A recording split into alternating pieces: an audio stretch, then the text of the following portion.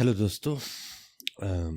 आज तारीख है 27 अक्टूबर 2023 और सुबह के 11:15 बजे। आज सुबह से ही मैं ऑफिस के कामों में ज़रा व्यस्त हो गया था, इसलिए स्टॉक मार्केट देखने का समय ही नहीं मिला। इनफैक्ट कल भी स्टॉक मार्केट देखने का समय नहीं मिला, एटलीस्ट वीडियो बनाने का समय नहीं मिला। स्टॉक मार्केट तो मैंने जल्दी से देखा था क्योंकि मार्केट बहुत गिरा था कल और अपॉर्चुनिटी अच्छा प्रोवाइड किया था, तो मैंने कुछ ट्रेड्स लगाए हैं, करीब थोड़ा बहुत पैसा लगाया है। तो मार्केट अजीब तरीके से बिहेव कर रहा है, लेकिन हम इसको थोड़ा सा तो प्रेडिक्ट कर ही रहे थे क्योंकि एक तो रशिया और यूक्रेन का युद्ध चल रहा है, दूसरी तरफ इज़राइल और हमास का युद्ध चल रहा है, तो ये सब थोड़ा बहुत तो होना ही था। ये बात ये नहीं है कि होना था या नहीं, बात यह है कि कब होना था। तो अब हो रहा है तो हमें इसका फ़ायदा ही उठाना चाहिए। मार्केट जब गिरता है तो वो एक अच्छी खबर होती है क्योंकि हमें मौका मिलता है पैसा इन्वेस्ट करने के लिए, और मार्केट जब ऊपर उठता है तब अच्छी खबर होती है क्योंकि अ, हमारे पहले इन्वेस्ट किए हुए पैसे प्रॉफिट दिखाते हैं। ऑल्दो इसे प्रॉफिट तब तक नहीं माना जाएगा जब तक आप स्टॉक को बेच नहीं देते हैं, लेकिन फिर भी पोर्टफोलियो को देखने में बड़ा मज़ा आ जाता है, सब कुछ हरा हरा हो जाता है। खैर, आइए देखते हैं आज मार्केट क्या कर रहा है। तो ये है हमारा आज का निफ्टी का चार्ट। जैसे कि हम देख रहे हैं ये पिछले कुछ दिनों से धनाधन गिरा है। ये गिरना शुरू हुआ था करीब करीब, नहीं, 27 अक्टूबर से गिरना शुरू हुआ था, सॉरी 17 अक्टूबर से, और ये 18 को गिरा, फिर 19 को गिरा, फिर 20 को बहुत गिरा, फिर 21, 22, एक मिनट क्या हो रहा है, हाँ, तो 20-21 वीकेंड था, फिर 23 को धन से गिरा, फिर 24 को थोड़ा सा ऊपर ओपन हुआ, 24 को बंद था, 25 को थोड़ा सा ऊपर ओपन हुआ, लेकिन फिर वहाँ से भी गिरा, और कल तो गैप डाउन में ओपन हुआ है। जैसे कि आप देख रहे हैं ये 26 तारीख का चार्ट है, ये गैप डाउन में ओपन हुआ था और उसके बाद भी ये बहुत कुछ नीचे गिरा था। उसके बाद आज ऐसा लग रहा है कि कैंडल ग्रीन है, क्योंकि हफ्ता चेंज होने वाला है, थोड़ा सा सेंटिमेंट चेंज होता है, लेकिन अभी भी स्टॉक्स अपॉर्चुनिटीज अच्छा प्रोवाइड कर रहा है। तो आइए देखते हैं हमारे पसंदीदा स्टॉक्स क्या कर रहे हैं और कैसा कर रहे हैं। शुरुआत हम फिर से सॉर्ट करते हैं इसके हिसाब से कि भी आज कौन से स्टॉक नीचे गिरे हैं, वहाँ से शुरू करते हैं। तो सबसे पहला आता है वोल्टास। तो ये है वोल्टास का स्टॉक। हमने 810 पे ट्रेड लगाया था वोल्टास पे। तो जैसे कि आप देख रहे हैं 810 छू कर ये तुरंत ऊपर की तरफ चला गया, ये था इसका डिमांड जोन। तो हमने 810 पे इसे ख़रीदा था और उसके बाद ये ऊपर गया है। उसके बाद देखते हैं एशियन पेंट। तो एशियन पेंट ने हमारे डिमांड जोन को तोड़ दिया। ठीक है, मैंने कल ट्रेड लगाया था 3044 पे और ये इस डिमांड जोन को तोड़ दिया। अब ये अगले डिमांड जोन की तरफ बढ़ रहा है। तो अगला डिमांड जोन है अपना 2300 नहीं 2902 पे। तो हम लोग ट्रेड लगाएंगे उसी के आसपास कहीं, लेकिन मुझे लगता नहीं है ये वहाँ पहुँचेगा। 2903 पे ट्रेड लगाएंगे। खैर, ये 2900 आज का इसका लो था 2931। तो ये करीब करीब वहाँ टच करके निकला है। अब ये जो डिमांड जोन है, ये एक्चुअली मैंने गलत डिमांड जोन लगाया है, सॉरी, एक सेकेंड, आइए देखते हैं क्या हुआ है। ये डिमांड जोन एक्चुअली अपनी जगह से हिल गया है। ये डिमांड जोन होना चाहिए था यहाँ, या तो यहाँ, या फिर अगर आप वीक टू वीक काउंट करें तो यहाँ। ठीक है, अब देखते हैं क्या हो रहा है। तो जैसे कि आप देख रहे हैं फिर से इसने वही किया है, अपने डिमांड जोन को उसने छुआ है। ऊपर वाला डिमांड जोन हटा दे रहा हूँ, इसने अपने डिमांड जोन को छुआ है और वहाँ से रिएक्ट किया है। अब क्या ये रिएक्शन लंबे समय के लिए है? क्या ये यहाँ से ऊपर उठ जाएगा या ये थोड़ी देर ऊपर उठ के फिर से नीचे आएगा? क्योंकि थोड़ा सा तो रिकवर करता ही है, लगातार बहुत दिनों तक गिरता नहीं है, लेकिन ट्रेंड अभी भी नीचे का ही है। तो हमारा नेक्स्ट एंट्री पॉइंट 2930 होना चाहिए। आइए हम इसे नोट कर लेते हैं।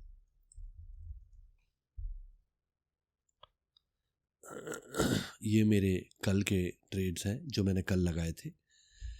आज के ट्रेड देखते हैं। सो बाय एशियन पेंट एट 2929.70 और 2960.75, sorry my mistake, 2960.75 long term. ठीक है, तो ये है हमारा एशियन पेंट। पता नहीं हमें 2930 मिलेगा कि नहीं। वैसे 2960 भी बुरा नहीं है, प्राइस काफ़ी अच्छा ही है। मैंने कल का अगर आप देखें, कल मैंने एशियन पेंट ख़रीदा था 3044 पे, ठीक है, तो उससे तो बेहतर ही प्राइस है, तो 2960 पे ख़रीदा जा सकता है। आइए देखते हैं डीवी स्लैब क्या कर रहा है।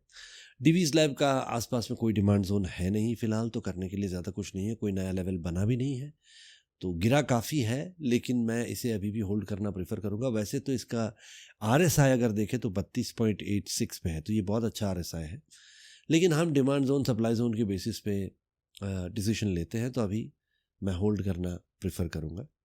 आइए देखते हैं TCS क्या कर रहा है। TCS ने कल हमें 3380 का प्राइस दे दिया। मैंने कल ट्रेड लगाया था TCS का 3380, तो 3380 मिला, लेकिन उसने हमारा डिमांड जोन ब्रेक कर दिया है। तो चूंकि इस डिमांड जोन को अब ब्रेक कर दिया गया है, हम इसको अगले डिमांड जोन पे चले जाएंगे। तो अपना अगला पड़ाव होगा 3215 के आसपास। आइए 3216 कर देते हैं, ठीक है। सो 3216 हमारा अगला पड़ाव है। तब तक या तो हम उसका इंतज़ार करेंगे या किसी नए लेवल के बनने का इंतज़ार करेंगे। अगला स्टॉक है टाइटन। टाइटन अपने डिमांड जोन से अभी दूर है। संभावना है कि या तो ये नीचे जाएगा या फिर कोई नया लेवल बनेगा। अब ये सारे लेवल है तो सही, लेकिन बेकार है, बहुत अच्छे लेवल नहीं है। अपना अगला अच्छा लेवल 2939.80 है, तो या तो हम इंतज़ार करेंगे कि वो वहाँ तक जाए, या फिर हम इंतज़ार करेंगे कि कोई नया लेवल फॉर्म हो। अगला देखते हैं ICICI बैंक।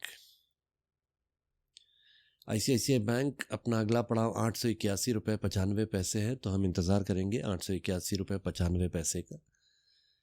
हेवल्स है 1187.95, तो हम वेट करेंगे कि वो वहाँ तक जाए, और कोई लेवल तो फॉर्म हो नहीं रहा है। ट्रेंड अभी तो नीचे का ही लग रहा है, रीसेंट ट्रेंड, तो देखते हैं क्या होता है। Wait and watch. Tata consumer 847.20 level है, हमें अभी कुछ नहीं करना है। रामको सीमेंट हम अभी कुछ नहीं करना है। बाज फिनेंस देखते हैं। बाज फिनेंस मैंने कल प्राइस ट्रेड लगाया था 7540 का, जो मुझे मिल गया, लेकिन ये डिमांड जोन अब ब्रीच हो गया है, तो अब इस डिमांड जोन में करने के लिए कुछ नहीं है। अगला डिमांड जोन वैसे तो बहुत दूर है, करीब यहाँ पर है। अब इन दोनों डिमांड जोनों के बीच में अगर लगाते हैं तो 6423 रुपये हमारा अगला पड़ाव है, और इस डिमांड जोन को हम निकाल देंगे और हम इंतज़ार करेंगे या तो प्राइस यहाँ तक आए नीचे। ये बहुत बड़ा प्राइस डिफरेंस है, तो आप घबराइए नहीं। मैं ये नहीं कह रहा हूँ कि ये यहाँ तक आएगा ही, मैं तो सिर्फ ये कह रहा हूँ कि अगर ये यहाँ तक आएगा तो हम खरीदेंगे, और अगर ये ऊपर चला जाता है तो हम नए लेवल के बनने का इंतज़ार करेंगे। आइए देखते हैं SRF हमने कल ख़रीदा 2183 रुपये में। दो SRF 2180 रुपये में ख़रीदा था कल हमने एक्चुअली से, लेकिन क्योंकि उस टाइम पे वो प्राइस 2180 रुपये चल रहा था। ये डिमांड जोन भी ब्रीच हो चुका है मार्केट के चलते। अगला डिमांड जोन आइडेंटिफाई करते हैं। आइए, अगला डिमांड जोन यहाँ है, ये है, और एक ये है, ठीक है। तो अभी हम अपने अगले पड़ाव से बहुत दूर है, बहुत दूर है, कोई पास में और कुछ तो है नहीं, तो हम एंट्री लाइन को नीचे ले आते हैं। मैं ये नहीं कह रहा कि, फिर से बता दूं, मैं प्रेडिक्शन बिल्कुल नहीं करता। मैं ये नहीं कह रहा कि ये 1946 रुपये तक गिरेगा। मैं सिर्फ ये कह रहा हूँ कि अगर गिरेगा तब हम खरीदेंगे। वैसे ये प्राइस एक दो बार जा चुका है 2100 और 2100 नहीं, 2100, हाँ 2100 बराबर है, और ये गया था, इसका लो 1977 तक जा चुका है। तो अराउंड 2000 के आसपास तक ये प्राइस कई बार जा चुका है। ऑलमोस्ट ये एक साइक्लिकल स्टॉक की तरह बिहेव कर रहा है लंबे समय से। तो अगर ये 1946 तक जाता है तो हम उसे खरीदेंगे और 2700 के आसपास बेच देंगे, वरना हम इंतज़ार करेंगे नए लेवल के फॉर्म होने का। उसके बाद आता है नौकरी। एक्चुअली मुझे ऐसा लग रहा है, मुझे इस लिस्ट में से निकाल देना चाहिए, क्योंकि अगर आप इसका मंथली चार्ट देखें, इसने पिछले कुछ सालों से अच्छा बिहेव नहीं किया है। यहाँ तक इसने बहुत अच्छा बिहेव किया था 2020 तक, लेकिन 2020 के बाद जो गिराव आया था उसके बाद ये उठ ही नहीं पाया ठीक से। तो मैं सोच रहा हूँ नौकरी को इस लिस्ट में से निकाल दिया जाए। आगे बढ़ के पिडिलाइट लेते हैं, देखते हैं पिडिलाइट। ये मंथली चार्ट है। हाँ, पिडिलाइट हमारे लेवल के पास में है 2279। इसमें हम एंट्री लाइन लगाते हैं एक, समझो 2280 पे खरीदेंगे इसे।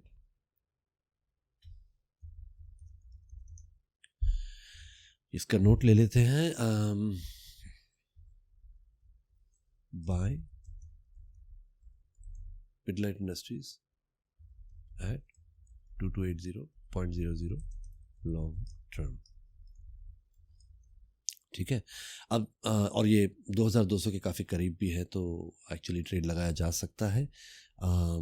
इसने ओवरऑल अगर आप मंथली चार्ट देखें, इसने बहुत ही बढ़िया परफॉर्म किया है। पिछले 2020 के गिराव के बाद ये पहली बार इतना नीचे आया है, तो इसे लिया जा सकता है। लेकिन हम इसको थोड़ा वेट एंड वॉच भी कर सकते हैं। तो जो थोड़े कॉशियस इन्वेस्टर्स हैं उनको मैं ये बता दूं, swing traders rather, not investors. Investors के लिए ये स्टॉक बहुत बढ़िया है, कोई दिक्कत नहीं। अगर आप लंबा होल्ड कर सकते हैं तो कोई दिक्कत नहीं है।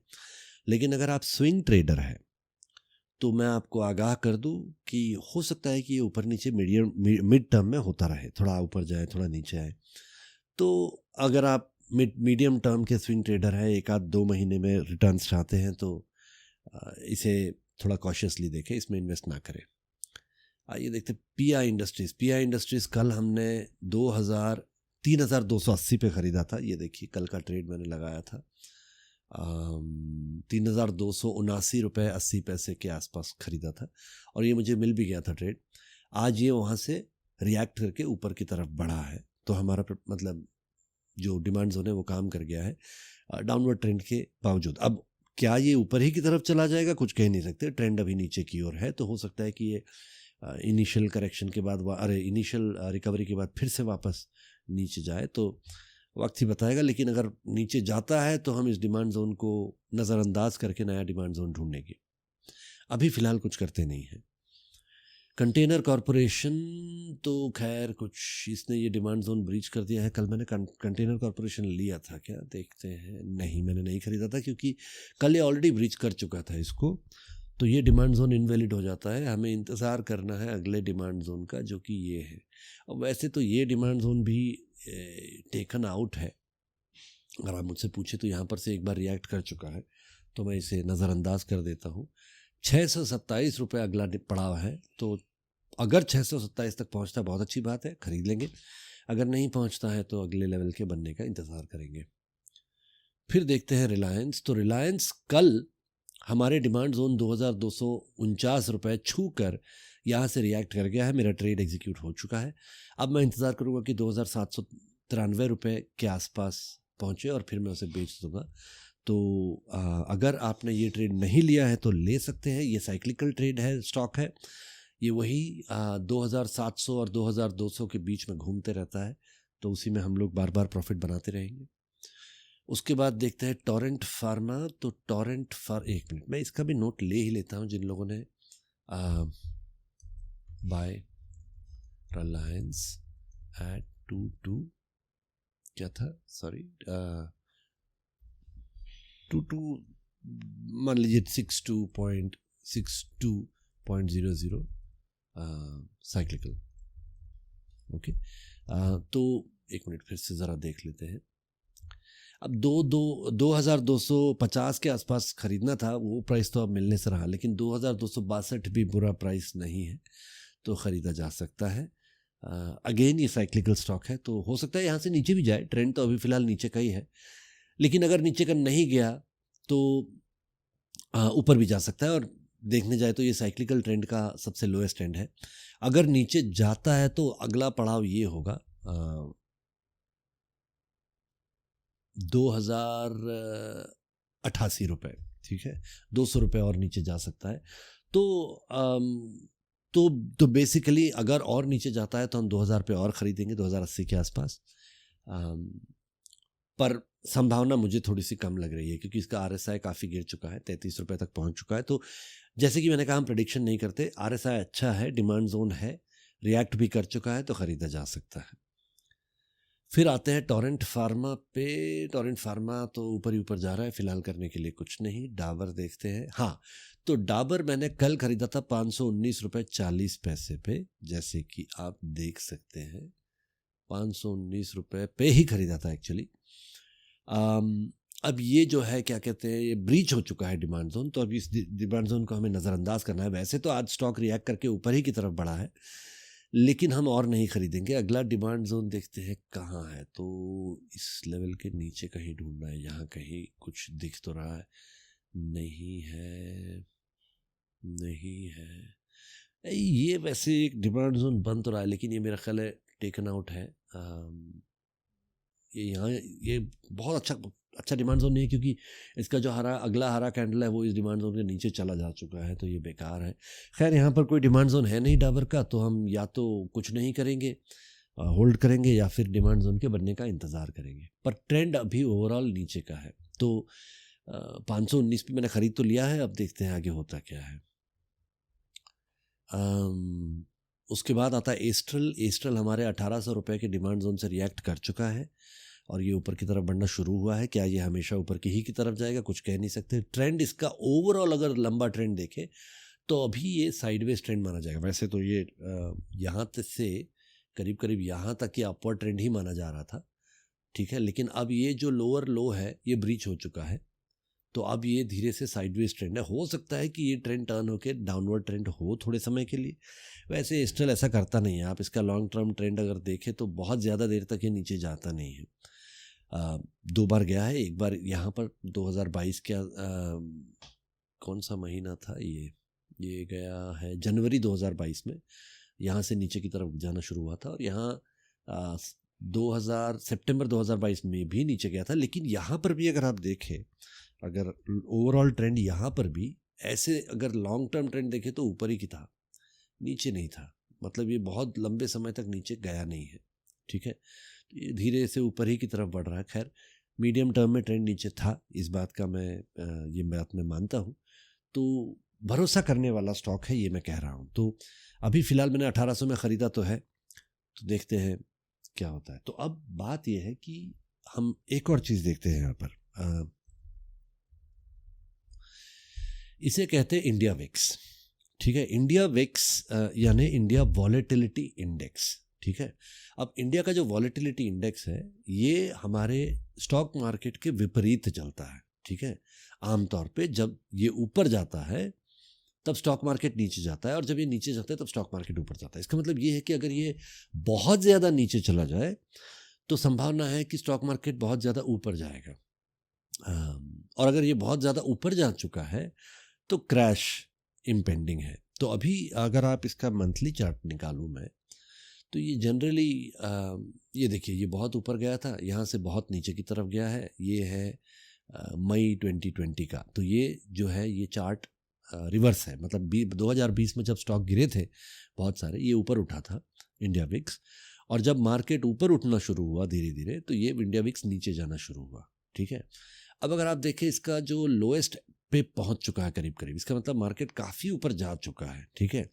यहाँ से संभावना है कि अब ये थोड़ा सा ऊपर की तरफ जाएगा, जिसका मतलब है कि मार्केट करेक्ट होगा। अगर मार्केट करेक्ट होता है तो हमें मौका मिलेगा इन्वेस्ट करने का। तो मेरी मतलब ये तो हम वैसे तो मैं प्रेडिक्शन करता नहीं हूँ, ठीक है, लेकिन थोड़ा सा ट्रेंड एनालिसिस करके हम लोग मार्केट को भांपने की कोशिश कर सकते हैं कि क्या होगा, ठीक है। और अगर ऐसा कुछ होता है तो हमें क्या करना है। तो मैं डे टू डे डिसीजन में विश्वास रखता हूँ। अगर ये मार्केट मतलब जैसे इंडिया विक्स अगर धन से ऊपर की तरफ चला गया, इसका मतलब मार्केट धन से क्रैश हो जाएगा। अगर क्रैश हो जाता है, और अगर आप डेली चार्ट देखें, ये आज मार्केट ऊपर जा रहा है इसलिए ये इंडिया विक्स नीचे जा रहा है। लेकिन ये इंडिया विक्स जब 9 के आसपास पहुंचेगा, इसका लोएस्ट था 8.82। जब ये 9 के आसपास पहुंचेगा तब ये फिर से ऊपर उठेगा। जब ये ऊपर उठेगा तब मार्केट फिर से गिरेगा। तो अगर मार्केट गिरता है तो हमें पैसे तैयार रखने हैं, किडनी वगैरह बेच के, ताकि हम उसे इन्वेस्ट कर सके। तो मैं सिर्फ यही कहूँगा कि तैयारी हमें हमेशा रखनी चाहिए। मार्केट कैसे भी रिएक्ट करे, हमें उसका फ़ायदा ज़रूर उठाना चाहिए। तो आज